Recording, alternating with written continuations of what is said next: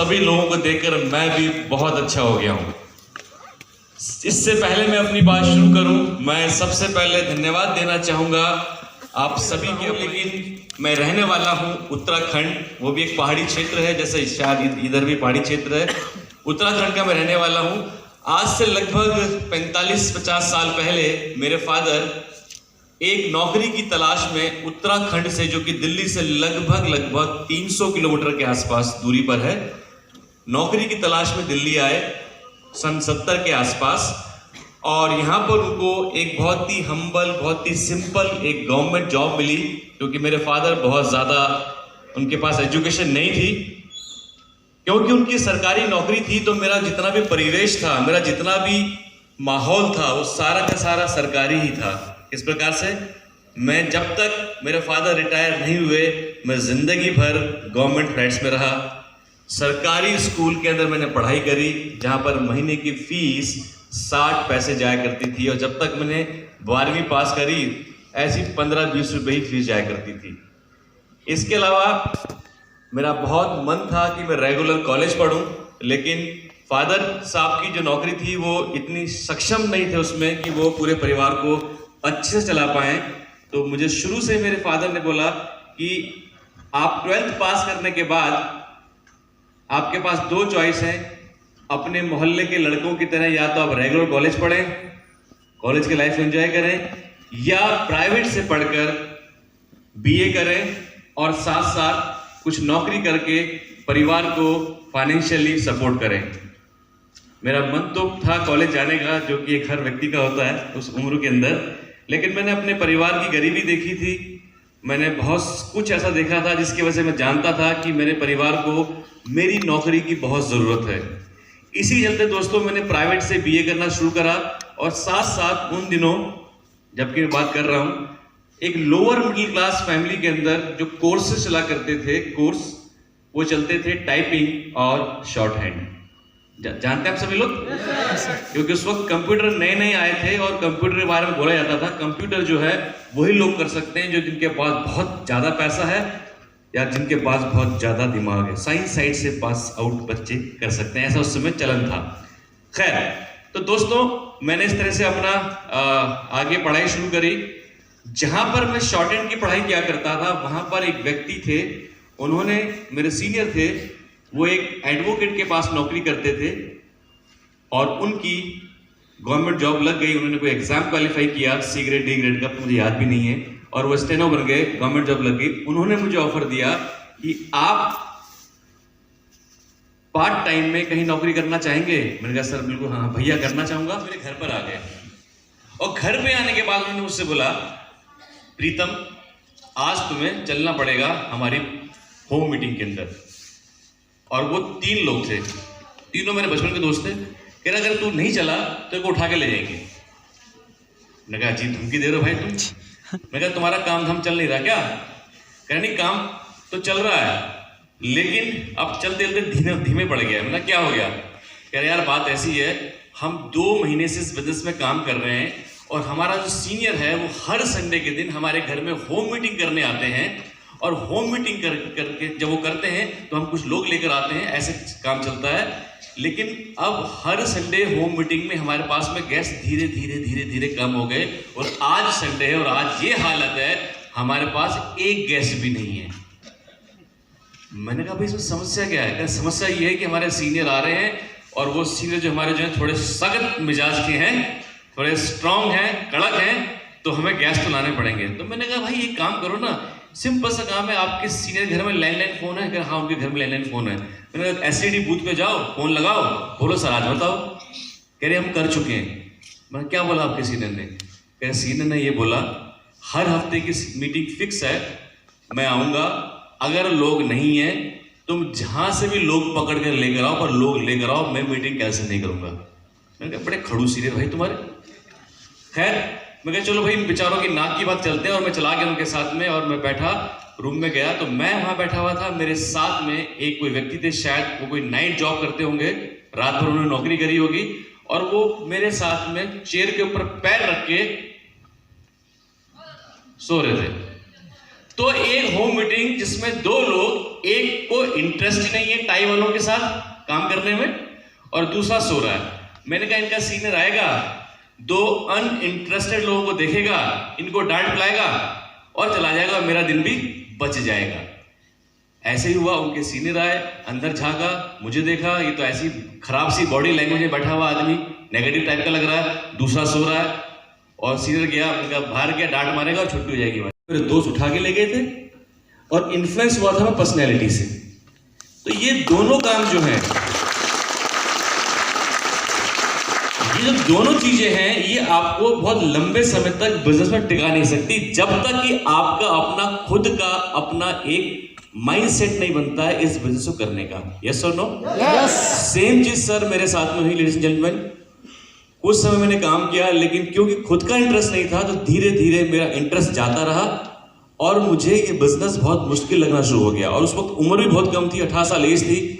और उस जमाने में लोगों को नेटवर्क मार्केटिंग पता ही नहीं होती थी। हर आदमी कहता था जो चीजें आज है वो उस समय समझो उस जमाने में लोग बोला करते हैं, मुझे कैसा लगता होगा। खैर मुझे बहुत ज्यादा इंटरेस्ट नहीं आया, लेकिन धीरे धीरे क्या हुआ, इस तरह की इवेंट को मैंने अटेंड करना शुरू करा। जब मैं ऐसे इवेंट में जाता था तो मैं कितना भी नेगेटिव होता था या मेरे को लगता था ये बिजनेस मैं नहीं कर पाऊंगा, बट इवेंट में जाने के बाद कोई बात सीखी, कोई बात पढ़ी, किसी की सक्सेस देखी, धीरे धीरे जो मेरी सोच थी इस बिजनेस के अंदर वो बदली और धीरे धीरे मेरा खुद का अपना एक कारण बनना शुरू हो गया इस बिजनेस में बने रहने का और बिजनेस में काम करने का। अब एक ऐसा वक्त आ गया था, इस बिजनेस में मैं इसलिए काम नहीं कर रहा था क्योंकि मेरे दोस्त काम कर रहे थे, मैं इस बिजनेस में इसलिए काम नहीं कर रहा था क्योंकि कोई और व्यक्ति बहुत लाखों रुपए कमा रहा है। अब इस बिजनेस में मैं इसलिए काम करना शुरू कर रहा था क्योंकि अब मेरे अपने सपने भी सच में बन गए थे। और दोस्तों जैसे ऐसा हुआ, मैं सीरियस हुआ बिजनेस के लिए, मैंने नौकरी छोड़ दी अपनी, पार्ट टाइम से फुल टाइम हुआ। लेकिन उसके बाद हुआ क्या, उसके बाद मैं इतना ज्यादा फोकस हो गया काम के पीछे, मुझे इस बात की कोई परवाह नहीं थी कि कोई अपलाइन मेरे साथ है या नहीं है, कंपनी का नाम क्या है क्या नहीं है, कोई मतलब नहीं, बस काम करना है। एक बैल होता है, बैल, काम करना है बस, किसी से कोई मतलब नहीं। और जब आप नेटवर्क मार्केटिंग में नए होते हैं तो आपकी समझ धीरे धीरे डेवलप होती है, एकदम से जैसे आज मेजॉरिटी आपके पास में है वो पहले दिन नहीं होगी। यस और नो? यस। तो दोस्तों हुआ क्या, इसी बीच जो मेरे अपलाइन थे सिद्धार्थ जी के अलावा, उनके सामने 2 टांगों वाली कंपनी आ गई। सब हंसने लग गए। 2 टांगों वाली कंपनी का पहली बार जो है लॉन्चिंग हुई इंडिया के अंदर, फर्स्ट टाइम, 2000 की बात है। और उस वक्त जो माहौल बनना था वो बना, और वो सारे लोग, मेरे सारे सीनियर और तमाम लोग, सिद्धार्थ जी की जो कोर लीडरशिप थी 14-15 लोगों की, उसमें से 11 लोग, हम सब लोग दूसरी कंपनी में आ गए और सिद्धार्थ जी बचे अकेले। सिद्धार्थ जी और दूसरे बचे लोकेश शेट्टी जी, शायद जानते होंगे आप लोग, वो 2 लोग बचे।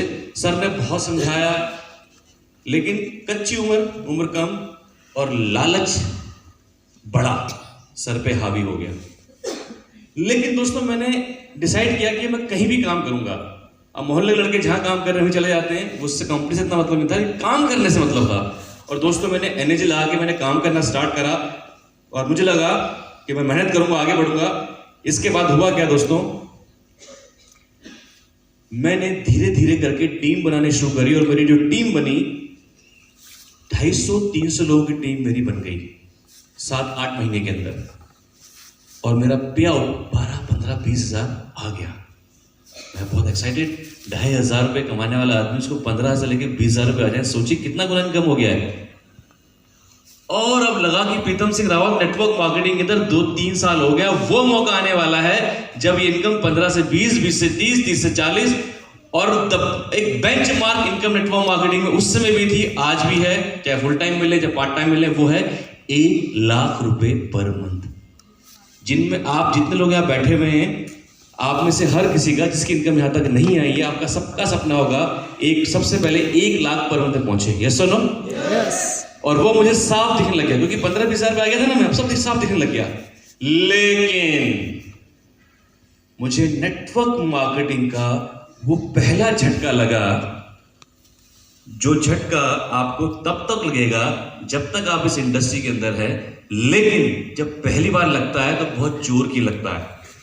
और वो था मेरे 250 में से 245-46 लोग दूसरी कंपनी में चले गए। और जब ऐसा होता है तो पहली बार जब ऐसा होता है, आदमी खोपड़ी काम नहीं करती। ऐसा भी होता है जिसके साथ रात दिन काम करते हैं, कस्में खाते हैं, आप ये खरीदेंगे, फिर ये करेंगे, फिर वो करेंगे। अगर घर में 2 भाई होते हैं तो वो कहते हैं भाई तू मेरा भाई नहीं, तेरा भाई तो तेरा भाई नहीं, डाऊंगा ही नहीं। 24 घंटे उसके साथ में रहता है। ऐसा होता नहीं होता? ऐसे लोग छोड़ के चले जाते हैं। मैं बड़े सदमे में आ गया। और जब सदमे में आया दोस्तों, हुआ क्या, ये आदमी कुछ भी कर ले पर झूठ कभी नहीं बोलते। ये तो मैंने देखा है कि 7 का 5 बोल देंगे, 7 का 10 कभी नहीं बोलते। ये तो जानता था पर्सनली। फिर मुझसे हजम नहीं हुआ। फिर मैं एक दिन मिलने गया। जब मिलने गया तो पूरा दिन साथ रहा। जब एक नेटवर्कर पैसा कमाता क्या करता है, दूसरे नेटवर्क खींचता है की तरफ। पूरा दिन भर साथ रहे, घूमे घामे, फिल्म देखी, खाना वाना खाया। एक बार भी उन्होंने नहीं बोला कि मेरी कंपनी में आ जा। और इतने खुश, बढ़िया, नेचुरली खुश तो होना था। मैंने कहा नेटवर्कर खुश कैसे हो सकता है? नेटवर्कर तो कर्जे में होना चाहिए, फ्रस्ट्रेट होना चाहिए, दुखी होना चाहिए, रोना चाहिए, और खासतौर पर कोई दूसरा बंदा मिल जाए उसको खींचना चाहिए। ये तो कुछ भी नहीं कर रहे। ये कौन से नेटवर्क मार्केटिंग कर रहे हैं भाई? मैंने कहा, और मैं जब जब उनसे मिलता था तो मुझे अपनी कंपनी के ऊपर से गुस्सा आता था, ये कहाँ फंसा हुआ हूं मैं। दोस्तों, मैंने सिद्धार्थ जी से मिलना ही बंद कर दिया। क्यों? जब जब उनसे मिलो अपनी कंपनी में मीटिंग करने का मन ही नहीं करता था।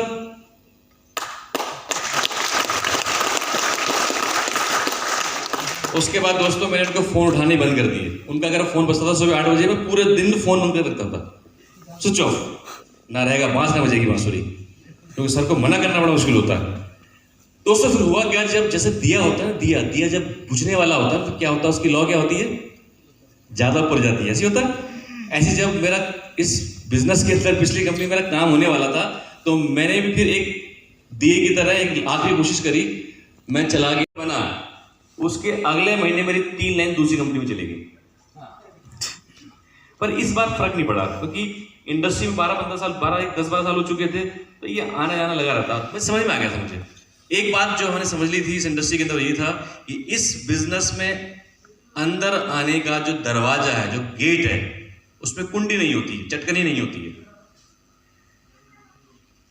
लोग आते भी अपनी मर्जी से, जाते भी अपनी मर्जी से, चलता रहेगा। लेकिन मेरे दिमाग में एक बात ट्रिगर कर गई, क्योंकि जब जब लोग टीम छोड़ के आते थे तो इनकम बिल्कुल ऑलमोस्ट खत्म, ऐसा होता था हर बार। फिर दोबारा जीरो शुरू करना पड़ता था। तो मैंने अपने माइंड को प्रिपेयर कर लिया कि अगर भाई इनकम मेरी 1 लाख है उदाहरण के लिए, तो ये अब 1 लाख का आधा 50,000 और 50,000 का आधा 25,000। अब ये 25,000 रुपये इनकम आ जाएगी। अब मैंने अपने आप को प्रिपेयर कर लिया, डरा नहीं, प्रिपेयर कर लिया। कोई लड़ाई लड़नी आती थी। लेकिन अभी आपको दिखाऊंगा, वेस्टीज के सिस्टम की वजह से, मार्केटिंग प्लान की वजह से और अपलाइन का गाइडेंस को फॉलो करने की वजह से मेरी इनकम पे उसके बावजूद भी कोई खास फर्क नहीं पड़ा। अभी आपको दिखाऊंगा हुआ क्या। जब मेरे 3 लोग दूसरे 3 ग्रुप मेरे दूसरी कंपनी में चले गए, फिर इसी बीच सिद्धार्थ सर का मुझे फोन आता था बार बार, 6 लाइन खोल, 6 लाइन खोल, 6 लाइन खोल, 6 लाइन खोल। अब मुझे कई बार बड़ा इरिटेशन लगती थी, अरे यार ये 3 लोग भाग गए, मैं इनको संभालूं या भाई नए लोग को ढूंढूं। फिर एक दिन मैंने कहा, मैं सर अब मुझे ना प्लीज कुछ समय के लिए छोड़ दो 2 दिन। कह रहे क्या छोड़ दूं? मैंने कहा सर मैं ना अभी कुछ कर रहा हूँ। क्या कर रहा है? मैं जो लोग भाग गए हैं उनके ऊपर काम कर रहा हूँ। हाँ तो क्या काम कर रहा है मेरे भाई, बताएगा भी मुझे। मैं सर काम ये कर रहा हूँ, जो लोग चले गए हैं उनकी टीम में जो लोग बच गए हैं उनके साथ मिलकर जो लोग चले गए उनकी बुराई करता हूँ। कह रहा वाह बेटा बड़ा बढ़िया काम कर रहा है। कह रहा क्यों कर रहा है ये काम?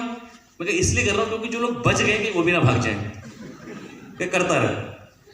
जब उन्होंने फोन पे इस टोन से बोला, मैं समझ गया थोड़ा सा नाराज है। मैं इसमें क्या करूँगा बताओ। कह रहे मिल मुझसे आके।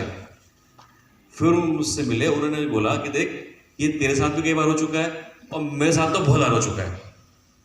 उन्होंने कई लोगों को मुझे एग्जाम्पल भी दिए। कहते हैं इसको, इस सिचुएशन को हैंडल करने का जो बेस्ट तरीका है वो ये है कि जो लोग चले गए हैं उनके बारे में उल्टा सीधा बोलना बंद कर दे। मैं कहा सर कैसे बंद कर दूं, वो तो आपके बारे में, मेरे बारे में, कंपनी के बारे में, वालिद साहब सबके बारे में क्या उठपटांग बोलने लगे हुए हैं। अरे बोलने दे, पर तू मत बोल।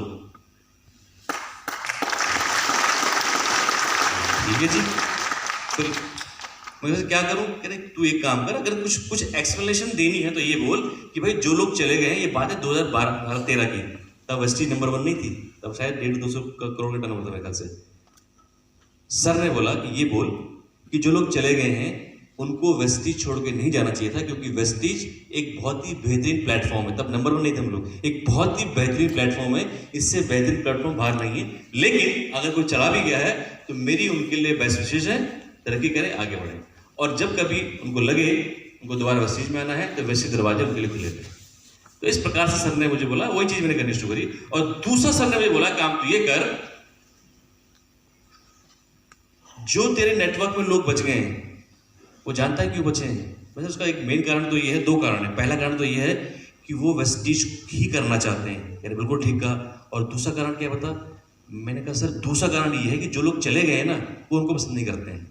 कह रहा बिल्कुल ठीक कह रहा है, कह रहा ये एक तेरे लिए अपॉर्चुनिटी है। अब तुझे वो लोग मिलेंगे जो वाकई में इसी कंपनी के लिए या इसी बिजनेस के लिए बने हैं, जैसे तू बना है, जैसा मैं बना हूं।